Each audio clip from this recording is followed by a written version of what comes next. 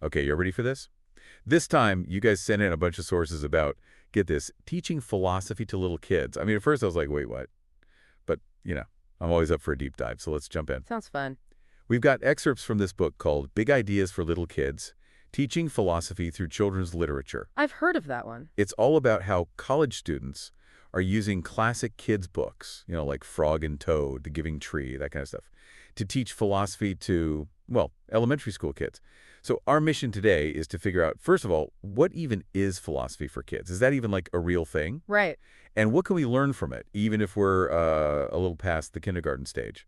What are your initial thoughts? Well, I think it's fascinating, honestly. It really shows you how powerful kids' natural curiosity is. I mean, think about it. They're constantly asking, why, how, why, how. They just want to understand everything around them. That's true. And all those questions, those are like the core of philosophy. They're asking these deep questions without even realizing it. Yeah, that's so true.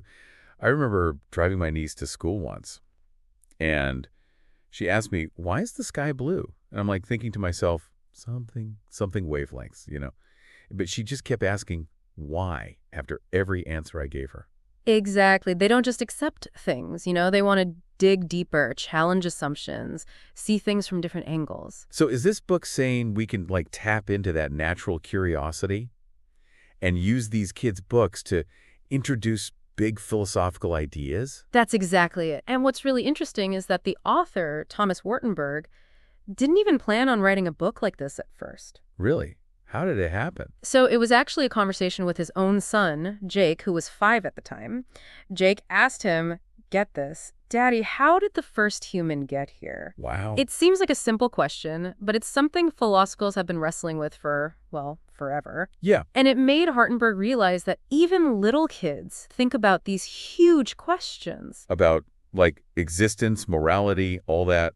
The stuff we grown-ups kind of forget to even think about anymore. So how does he suggest we go about it? Do we just read kids these books and then say, all right, let's discuss the meaning of life? Not quite. The book stresses that it's not about forcing kids to understand complex theories or anything like that. Phew, that's a relief. Right. I could barely understand some of those theories myself. The goal is to create a space for them to explore, to discuss, to think critically. So it's more about guiding them through the process, not giving them all the answers. Precisely. And the book uses this really helpful analogy to explain it. Oh, I like analogies. He compares philosophy to a game, actually. A game. Okay, I'm listening. Like any game, philosophy has rules.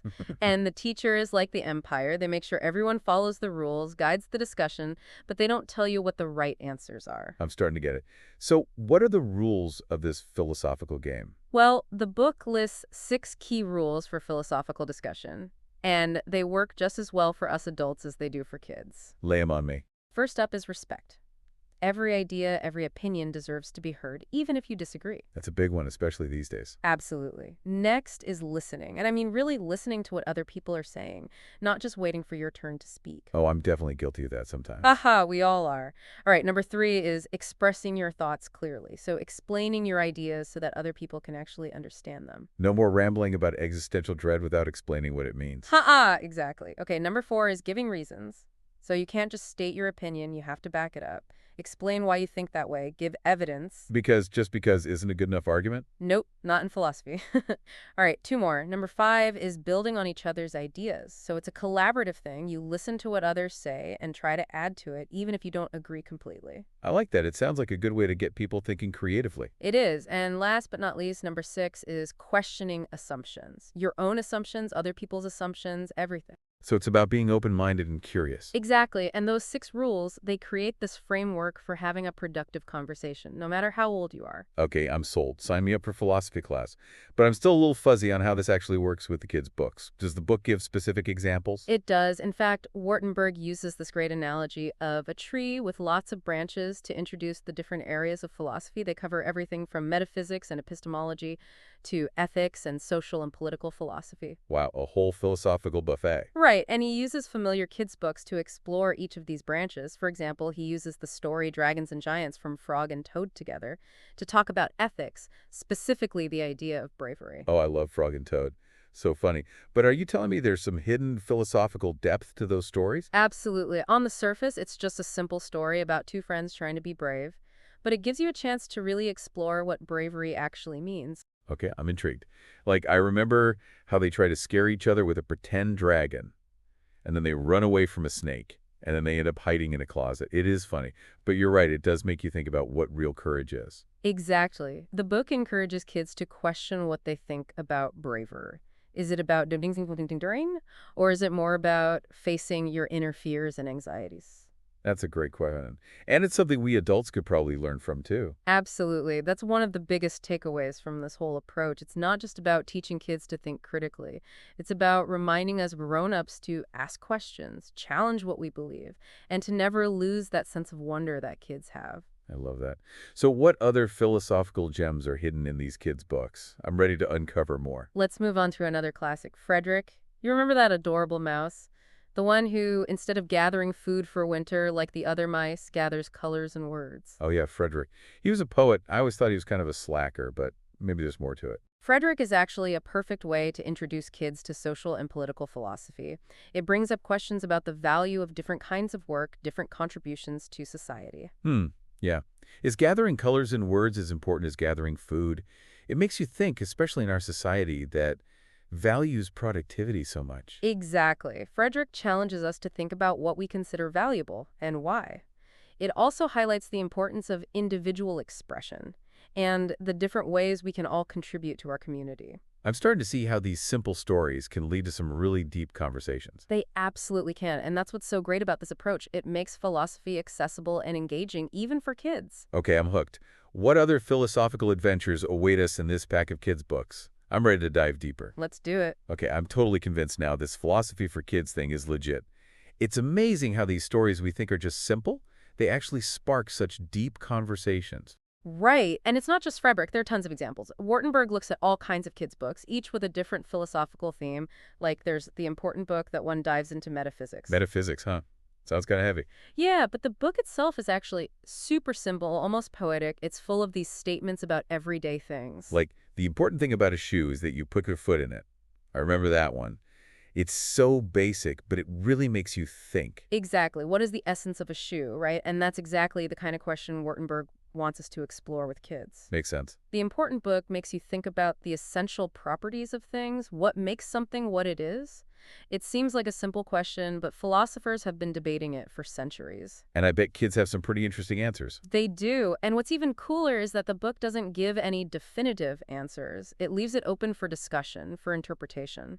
So it's more about the process of thinking it through than finding the right answer. Exactly, and that's what's so valuable about this approach. It teaches kids to think critically, question things, explain their reasoning. I like that. It's about empowering them to be active learners. And it all starts with these familiar stories and characters. It takes these big, abstract ideas and makes them relatable and fun. Absolutely, and it's not just about the discussions themselves. Wartenberg also talks about follow-up activities. Activities. Like what? Oh, he gives some really creative examples. Like after reading Frederick, he suggests having kids create their own survival suitcase for winter. A survival suitcase. They pack it with both practical things and Frederick-like things representing art and creativity. Oh, I get it. So they have to think about what they really need, not just physically, but emotionally, too. Exactly. It encourages them to think about what they value, what's important to them. I can see how this would really get their imaginations going. It does. It helps them see the world in new ways.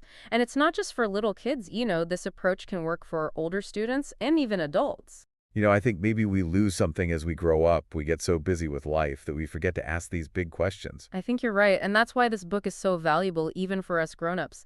It reminds us that philosophy isn't just something you study in school. It's about engaging with the world, questioning things, and always wanting to understand more. It's about keeping that childlike curiosity alive. Exactly, and these kids' books, they can be our guides on this journey of philosophical exploration. Okay, I'm ready for more.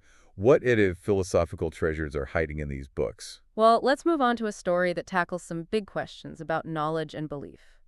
Morris the Moose. It's about this moose who's convinced that a cow is a moose. Oh yeah, I remember that one.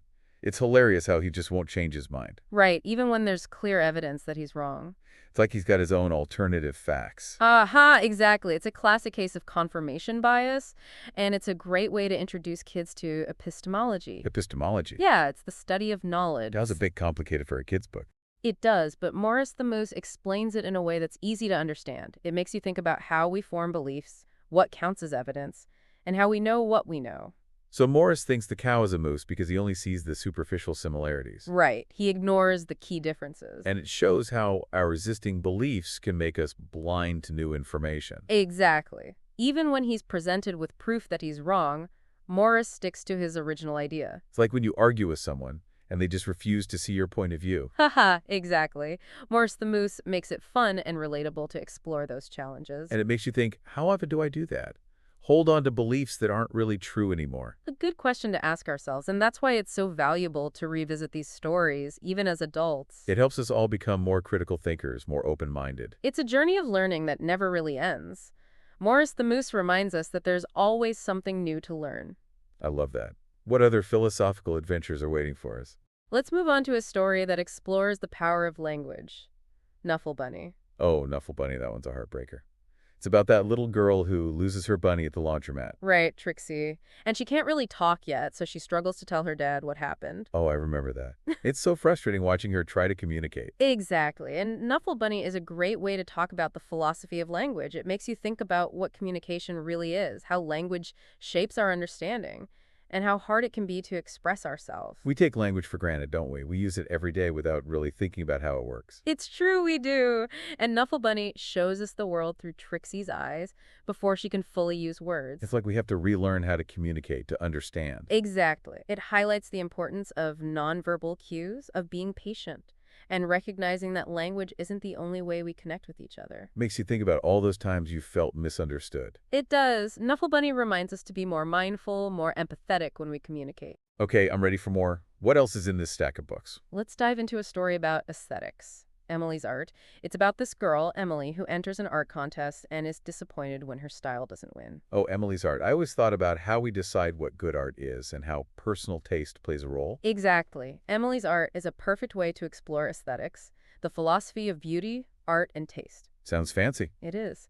The story asks, how do we judge art? Are there rules for what's beautiful? Yeah, we have these ideas about what's considered good art, but Emily's Art makes you wonder if those are real rules or just what we've been taught. Right. It makes us think about the purpose of art, the role of the artist.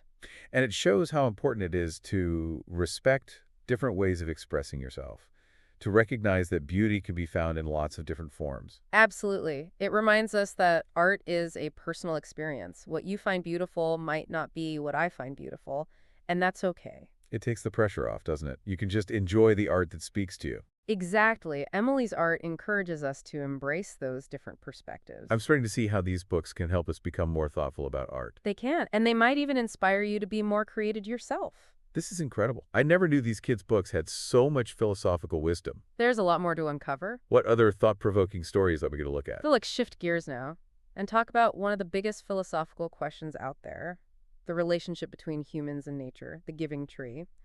It's that story about the boy who takes and takes from the tree throughout his life. Oh, The Giving Tree. That one always gets to me. It's both heartwarming and heartbreaking. I know, right?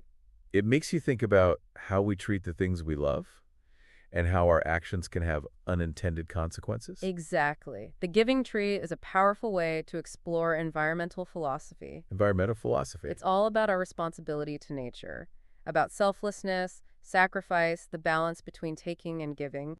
It really makes you think about how we see nature. Is it just a resource for us to use or something we need to protect? That's the big question. The Giving Tree challenges us to think about the ethics of our choices. It also makes me think about sustainability, meeting our own needs without destroying things for future generations. That's such an important idea. The Giving Tree is a powerful metaphor for those themes: sustainability, balance, interconnectedness. I'm amazed by how these simple stories can spark such complex conversation. It's true, they really can. They remind us that philosophy isn't just some abstract thing. It's about our lives, our relationships, how we see the world. I'm loving this. What other philosophical gems are hidden in these books? Well, let's look at a story that explores the idea of personal identity and consciousness. This one might surprise you. The Wonderful Wizard of Oz. The Wizard of Oz. Really? Specifically, we're going to focus on the Tin Woodman, the one who wants a heart so badly. Oh, the Tin Woodman. He's one of my favorites. But I never thought of him as a philosophical problem. Well, think about it. He's made of tin. He doesn't have a heart. But he really, really wants one. He thinks having a heart is what makes you human, what lets you feel emotions. That's interesting. It makes you wonder, what is it about a heart that makes us human? Right. Is it just an organ? Or is it something more than that? What about the Tin Woodman's mind? He obviously thinks and feels even without a heart. Exactly. It challenges our whole idea of what a person is. The Wizard of Oz gives us a fun way to explore these concepts. It makes you think about consciousness, self-awareness, the mind-body connection. It does. It opens up a whole new way of thinking about things. I'm starting to see the world differently thanks to these kids' books. That's the power of philosophy. It helps us see things with fresh eyes, question what we believe. Okay, I'm totally on board. What other philosophical adventures are in store for us? Well, we've covered a lot of ground already, but there's one more story I want to highlight. Dragons and Giants from Frog and Toad Together. Oh, Frog and Toad trying to be brave. That one's hilarious. It is, but beneath the humor, there's a chance to talk about ethics, about what it means to be brave. I remember how they try to scare each other with a pretend dragon and then run away from a snake and end up hiding in a closet. It's funny, but you're right. It does make you think about real courage. Exactly. Is bravery about doing something daring? Or is it about facing your inner fears? That's a good question, and one that we, as adults, could probably stand to ask ourselves more often. Absolutely. Dragons and Giants reminds us that bravery isn't about not being afraid. It's about doing what you think is right, even when you are afraid. That's a great lesson. I never thought a story about Frog and Toad could be so deep. That's the beauty of this approach. It takes familiar things and uses them to talk about life's big questions. I'm starting to think there's a philosopher inside every kid. I think so too. And maybe there's a little bit of that childlike philosopher in all of us. I'm so glad we took this deep dive together. It's been eye-opening. And I feel like I'm looking at the world with a renewed sense of wonder. That's great to hear. It's a reminder that learning is a lifelong adventure. It is. So as we wrap up this part of our deep dive, let's take a moment to reflect. What stories have stuck with you? What questions have you been asking yourself? And how can we keep this spirit of philosophical inquiry alive in our daily lives? I'm still thinking about all the philosophical ideas we found in those kids' books. It's amazing how much wisdom is packed into them. It really is. And the best part is, Wartenberg shows us exactly how to bring those ideas to life. Right. He doesn't just tell us what to think. He shows us how to think. Exactly. He makes it clear that teaching philosophy to kids isn't about lecturing or giving them all the answers. It's more about creating a space where they can explore, discuss, and think critically. Yeah, give them the tools to tackle those big questions, come up with their own opinions. Like that survival suitcase activity for Frederick. Such a clever way to make them think about what they truly value. It is, and it goes beyond the practical stuff. It makes them think about creativity, imagination, emotional well-being, all that. It reminds us that survival isn't just about staying alive, it's about having a fulfilling life. Exactly. That's just one example. He's got tons of ideas to make philosophy come alive for kids. It's like he's giving us a map to this hidden world of wisdom. He is, and he wants us to be more than just passive readers. He wants us to be active explorers, to dig deeper, find the philosophical gold nuggets hidden in these stories. You know, as we've been talking, it's hit me that teaching philosophy to kids has implications beyond just philosophy. Oh, totally. It's about giving them life skills, too. Absolutely. Critical thinking, reasoning, communication, empathy, understanding different perspectives. All those things you need to navigate life, make good decisions, build relationships, even contribute to making the world a better place. Right, and those skills are even more important in today's world, a world that's constantly changing, full of complex problems. A world where you need to be able to think critically, communicate clearly, and see things from other people's points of view. Exactly, and Wartenberg makes the point that this isn't just about individual kids either. It can have a ripple effect on teachers, families, even the whole community. Creating a culture of curiosity, respect for different opinions, a willingness to really talk to each other. We could definitely use more of that these days. This whole idea of teaching philosophy to kids is so inspiring. It reminds you that learning can be fun, exciting, and it can change you for the better. It can, and it reminds you that wisdom can be found in the most unexpected places, even in a children's book. Now, before we wrap up this awesome deep dive, I want to leave you with a question that Wartenberg asks in the book. How often do you stop to think about the reasons behind your own beliefs and actions? That's a good one. It's a reminder that we all have these strong beliefs, but we need to check in with them sometimes. Make sure they still make sense, that they're still serving us well. Right, it's about being intellectually curious, even as adults. Being willing to question what you think, consider other points of view. So, as we say goodbye, let's all take a moment to think about that question. How often do we really examine our beliefs? And how can we bring that philosophical curiosity into our lives and help others do the same? Until next time, keep diving deep.